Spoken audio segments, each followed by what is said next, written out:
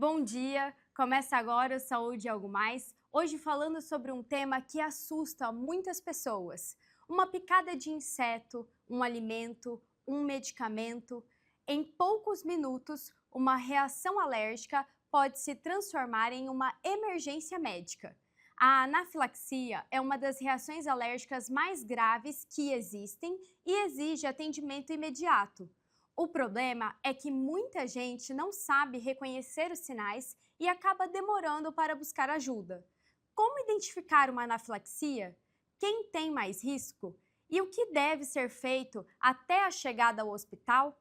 Para esclarecer essas dúvidas, eu converso agora com a alergista infantil, doutora Maria Carolina Albertini. Seja bem-vinda, Maria. Oi, Laura, obrigada. É um prazer te receber aqui. Igualmente. Maria, afinal, o que é a anafilaxia e por que ela é considerada uma emergência médica? Então, como você disse, a anafilaxia é uma reação sistêmica grave e potencialmente fatal. É uma reação que acontece de poucos minutos a horas, a um determinado desencadeante que não deveria provocar a reação. Então, o nosso sistema imunológico entende aquilo como algo muito ofensivo e faz uma resposta exagerada. E geralmente, o que acontece? A gente tem um comprometimento da parte sistêmica num todo. Então, a parte respiratória, a parte circulatória e também pode acontecer a manifestação de pele, mas nem sempre a anafilaxia vem com lesões de pele associadas. E quais são as causas mais comuns dessa reação alérgica grave? Na pediatria, principalmente os alimentos. A gente sabe que o leite, o ovo, o trigo, os crustáceos, eles são, sim, muito importante, mas a gente ainda tem a questão dos medicamentos, então os anti-inflamatórios, antibióticos, os próprios insetos, como você falou, uma ferroada, algum inseto, como abelha, vespa, formiga. São vários fatores, né? O próprio látex também, então tudo pode causar anafilaxia. E qual que é a principal diferença entre uma reação alérgica comum e uma anafilaxia? Então, geralmente, a reação alérgica comum, ela vai acometer um único órgão. Então, fui ferroado por uma abelha e fiz só uma lesão na pele, avermelhada, que coça. Geralmente, na anafilaxia, a gente tem que ter o comprometimento de dois sistemas. Então, a pele e, por exemplo, uma tosse, uma falta de ar. Então, basicamente, essa é a grande diferença, o acometimento de diversos sistemas. E quais são os principais sinais de alerta que a gente precisa prestar atenção? Então, os sinais de alerta pode ser a pessoa teve contato com alguma coisa e ela começa de forma imediata, né, poucos minutos, com tosse, as lesões avermelhadas, inchaço de olhos, de lábios, dor abdominal, vômitos intensos, cai a pressão, então a pessoa tem uma hipotensão. Esses são geralmente os sinais que a gente deve, né, levar em consideração. A reação, ela sempre começa logo após a utilização, por exemplo, do desencadeante, ou então logo após a picada, logo após a ingestão do alimento determinado, ou ela demora um pouco para acontecer? A reação, ela não acontece logo numa primeira exposição. Geralmente, na primeira exposição, a gente se sensibiliza e numa exposição subsequente, a gente tem a reação. Mas, como na medicina nem tudo é exato, tem aquele caso que no primeiro contato o paciente já apresenta e aí sim, de minutos até no máximo 2 horas ali a gente fala, uma reação bem aguda. E as crianças têm mais risco à anafilaxia ou, assim, a gente sabe que pode acontecer em qualquer idade, mas o público pediátrico tem um maior risco? Então, por incrível que pareça, a literatura traz que o público adulto, ele é mais acometido do que o público pediátrico. Quais são os alimentos que assim, são mais desencadeantes de reações alérgicas? A gente tem o grupo dos alimentos alergênicos, que é, como eu disse, o ovo, o leite, os crustáceos, as oleaginosas, o trigo, os peixes. Então, assim, todos esses alimentos por si só já são considerados alergênicos e podem desencadear uma anafilaxia. Quem já teve uma anafilaxia pode apresentar novas reações Ele pode apresentar, por exemplo, quadros menos agudos, talvez, ou sempre vai ter uma anafilaxia depois do contato com aquele objeto, enfim? A gente não consegue falar com 100% de certeza. Não tem como a gente, né, prever se vai ter uma anafilaxia ou se não vai ter. O que a gente orienta o paciente é evitar aquele desencadeante e nunca tomar antialérgico antes de entrar em contato. Então, a gente sabe que o paciente, eu tenho alergia a camarão, quero comer um camarão. Se eu tomar um antialérgico, eu não vou ter a minha reação? Pode ser que sim, mas pode ser que não. Então, é muito arriscado, a gente não orienta. O ideal é evitar mesmo. E o que uma pessoa nunca deve fazer ao perceber que alguém está tendo uma anafilaxia? Ela nunca deve demorar para procurar o socorro. Então, né, a gente sabe ligar para emergência ou levar esse paciente para emergência, porque a gente sabe que a adrenalina é a única medicação capaz de reverter todos os sintomas da anafilaxia. E o tratamento ele deve ser feito imediatamente, antes mesmo de chegar no hospital? A gente precisa chegar no hospital primeiro? Aí é um problema, né? Porque a gente sabe que as canetas de adrenalina não estão disponíveis no Brasil, a gente precisa importar. Então, aquele paciente que já tem alergia, já porta a caneta de adrenalina, ele faz a adrenalina e vai para emergência. Aquele paciente que não tem adrenalina, não sabe, né, que ele é alérgico, o ideal é que sempre vá para emergência. Então, é necessário, a adrenalina. Aqui no Brasil, a gente precisa ir para emergência. Precisa. Se não tem a caneta. Então, no próximo bloco, a gente vai falar um pouco sobre essa caneta de adrenalina, por que ela faz tanta diferença. E o Saúde é Algo Mais volta já, não sai daí. A Ultra Medical oferece mais comodidade ao realizar todos os exames em um só lugar. Rapidez e eficiência com tecnologia de última geração. Agora também com amplo estacionamento, há quase 30 anos cuidando da saúde da sua família. A KZT é referência em atenção médica domiciliar em todo o estado. O primeiro home care do Centro-Oeste a receber a certificação ONA 3 pela qualidade de serviços como plantão 24 horas com remoção em caso de urgência, plano terapêutico para o paciente, ofertas de novas tecnologias e capacitação constante de nossa equipe para um atendimento de excelência. KZT, há 18 anos cuidando bem de quem você ama. O Laboratório Sabin possui 9 unidades em Campo Grande e um atendimento que prioriza a necessidade de cada paciente. E com o serviço #VemSabin, você pode realizar seus exames e vacinas em casa, no trabalho ou na maternidade. Sabin, o seu cuidado é a nossa inspiração. Cerdil, Centro de Radiologia e Diagnóstico por Imagem. O Cerdil é uma clínica especializada em exames de radiologia e diagnóstico por imagem que atua em Mato Grosso do Sul desde 1996. Atualmente com unidades nos municípios de Campo Grande, Corumbá, Dourados, Naviraí, Ponta Porã e Rio Brilhante. Cerdil, diagnósticos avançados e atendimento responsável. Estrutura preparada para acolher. Um ambiente humanizado influencia de forma positiva o tratamento. Este é o conceito que a Oncovita propõe para estreitar as relações entre profissionais de saúde e pacientes, sempre respeitando as características de cada um, aumentando as chances de cura e melhorando a qualidade de vida das pessoas. Para isso, contamos com uma equipe médica altamente qualificada que atua nas áreas de oncologia, hematologia, clínica da dor, oncogenética, psiquiatria, psicologia, urologia, mastologia, fisiatria e saúde do idoso. Plantão 24 horas com escalas de médicos acionados por telefone. Oncovita 24 horas atende, trata e acolhe o paciente oncológico. Neurocor, Centro de Diagnósticos e Intervenção Cardiovascular, com profissionais especializados em cardiologia intervencionista, cirurgia endovascular, neuroradiologia intervencionista e radiologia intervencionista. A empresa nasceu dentro do Hospital Cacemes de Campo Grande e contempla um moderno serviço de hemodinâmica que se dedica à realização de procedimentos minimamente invasivos para diagnosticar e tratar uma ampla variedade de doenças cardíacas e neurológicas. Após 2 anos de atuação no Hospital Cacemes de Campo Grande, a empresa Neurocord já expandiu seus serviços para os hospitais Cacemes de Três Lagoas e Corumbá, atendendo com a mesma qualidade e tecnologia os pacientes destas regiões. Neurocor, Centro de Diagnósticos e Intervenção Cardiovascular. Com profissionais em 12 cidades do Mato Grosso do Sul, a Otorrino Centro-Oeste chegou para revolucionar os atendimentos na área. Além de oferecer cobertura 24 horas nos hospitais credenciados, a clínica é a primeira residência médica autorizada pelo MEC no estado. Quando precisar de um otorrino, conte conosco.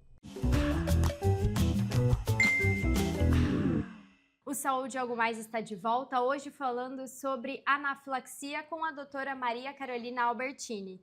Maria, a gente estava falando sobre as canetas de adrenalina, né? E muita gente fala sobre isso. Na sua prática clínica, quem precisa ter esse medicamento sempre por perto? Aqueles pacientes que já tiveram uma anafilaxia anterior, né? A gente precisa que eles tenham sempre essa caneta.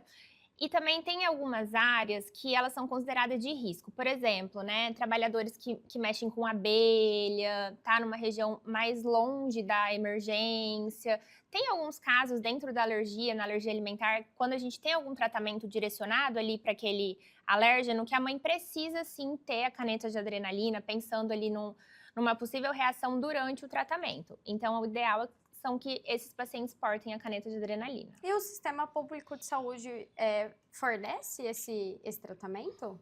Infelizmente, não fornece. No Brasil, né, a gente não tem a liberação da produção da caneta de adrenalina, então a caneta deve ser importada, tem um custo bem elevado e é uma dificuldade, né? Porque pensando que ela é a caneta essencial frente a uma anafilaxia, nem todos os pacientes tem essa medicação ali, então é complicado. Como que os familiares, os professores, os cuidadores, eles podem se preparar para agir numa situação de anafilaxia?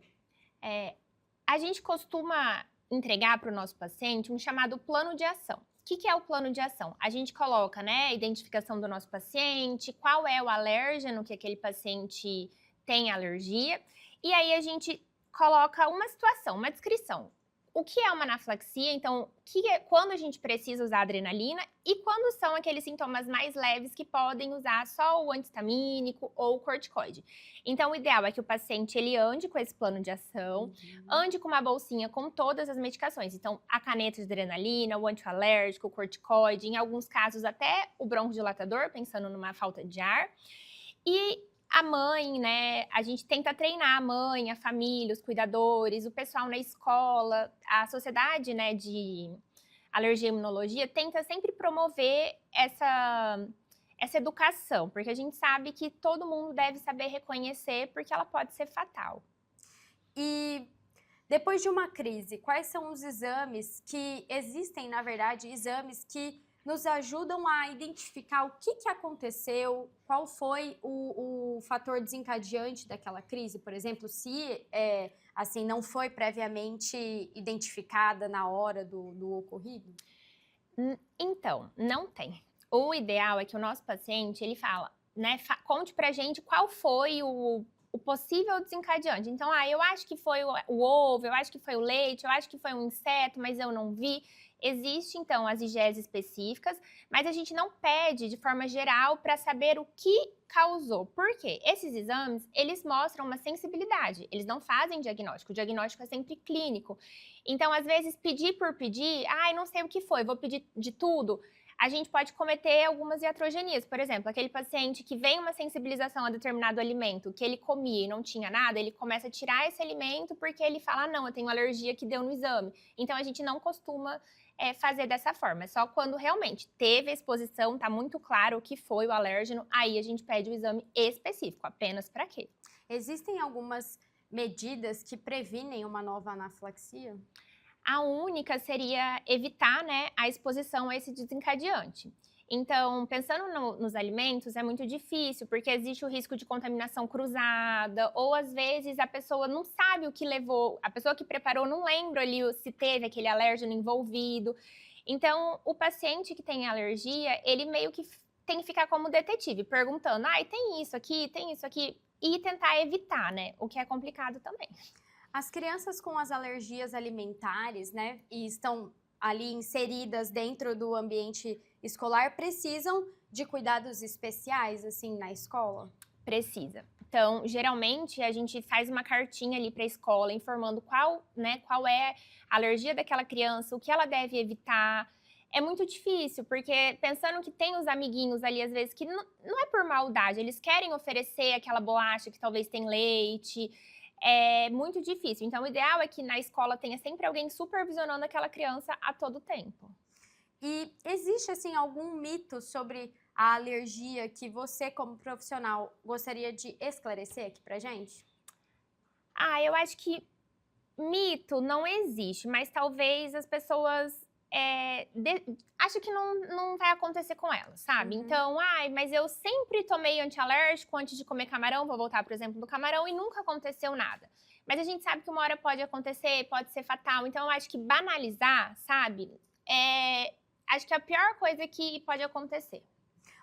Um mito que eu já escutei falar foi que a alergia, a minha família tem essa alergia. Existe esse mito? Você já teve essa queixa dentro do consultório? Existe essa coisa da alergia familiar?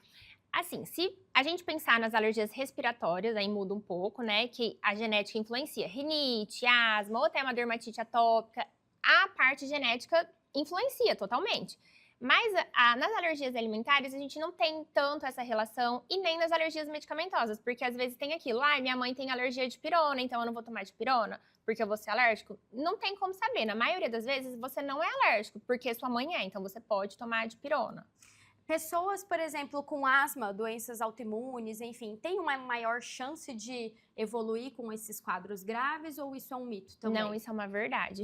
Principalmente aqueles pacientes que têm uma asma não controlada, a gente sabe que esses pacientes têm uma maior chance de fazer um quadro de anafilaxia. Na atualidade, vem vindo alguns estudos com, assim, imunomoduladores na questão das alergias, por exemplo? Então, a gente não fala em imunomoduladores, a gente fala da exposição precoce aos aeroalérgenos. Então, na criança, aquele período da introdução alimentar ali, de 6 meses a 12 meses, a gente orienta os pais a oferecer aqueles alimentos que são mais alergênicos, desde que esses alimentos façam sentido, né, na rotina daquela família, e a gente tem que oferecer de forma gradual. Não adianta dar hoje, daqui 5 anos dar de novo. A gente precisa manter uma certa, né, periodicidade, porque é isso que vai treinar o sistema imunológico a não reconhecer aquilo como uma coisa esquisita. E quando que é o momento daquele paciente, daquela família, buscar um alergista? Um momento, pensando então assim, nas alergias alimentares, é quando a mãe vê uma relação muito clara. Então, todo o consumo daquele determinado alimento, a criança manifesta sintomas logo após. Esse é um momento, né? Porque realmente a alergia, eu sempre falo para os meus pacientes que ela é parecida. Então, você comeu, ela vai acontecer. Você comeu, ela vai acontecer. Não é aquela coisa assim isolada, um episódio ou outro. Então, quando acontece assim essa reprodutibilidade, toda vez a um determinado alimento, aí é ideal que procure um alergista. Ou seja, um caso que o paciente teve uma ferroada a um inseto e teve uma anafilaxia, também, né, é orientada a procurar, porque tem que portar adrenalina, o plano de ação. Mesmo que a alergia não tenha sido tão intensa, né? Mesmo que a alergia não tenha sido tão intensa. No próximo bloco, a gente continua falando sobre reações alérgicas e anafilaxia. Não sai daí. Sua saúde merece um cuidado completo. A Oeste Saúde traz soluções descomplicadas para você viver um novo plano. Presença em mais de 30 cidades e 6 centros médicos próprios para simplificar o acesso à saúde de qualidade. Oeste Saúde. Viva um novo plano. MS Diagnósticos Médicos, uma empresa que possui corpo clínico altamente especializado e humano, aparelhos modernos para você cuidar da sua saúde. MS Diagnósticos Dourados, unidade 1 situada no Hospital Cassemes. E MS Diagnósticos Ultrassonografia Unidade 2, localizada na Clínica dos IPs, em Dourados.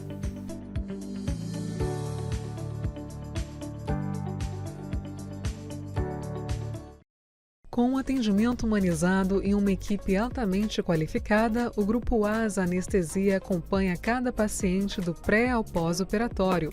Com tecnologia de ponta e padrões internacionais de qualidade, o ASA garante segurança em cada procedimento.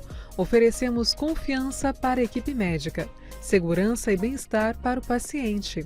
Grupo ASA, nossa especialidade é a anestesia. Cuidar da sua saúde começa com um diagnóstico preciso. Na ProExames, unimos tecnologia de ponta a um atendimento humanizado, oferecendo exames e laudos de alta qualidade.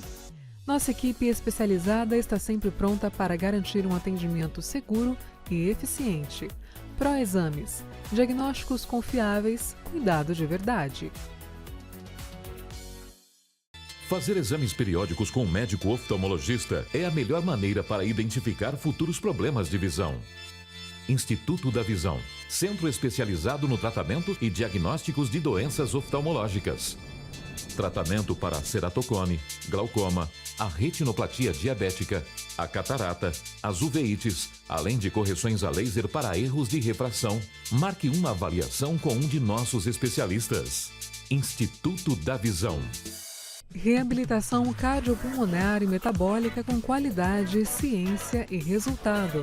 Esse é o foco da Pulmonar. Estamos presentes em 5 hospitais do MS e no ambulatório do Hospital Cacemes, com atendimento especializado, tecnologia, gestão inteligente e cuidado humanizado para transformar indicadores de saúde em benefício real para pacientes e hospitais.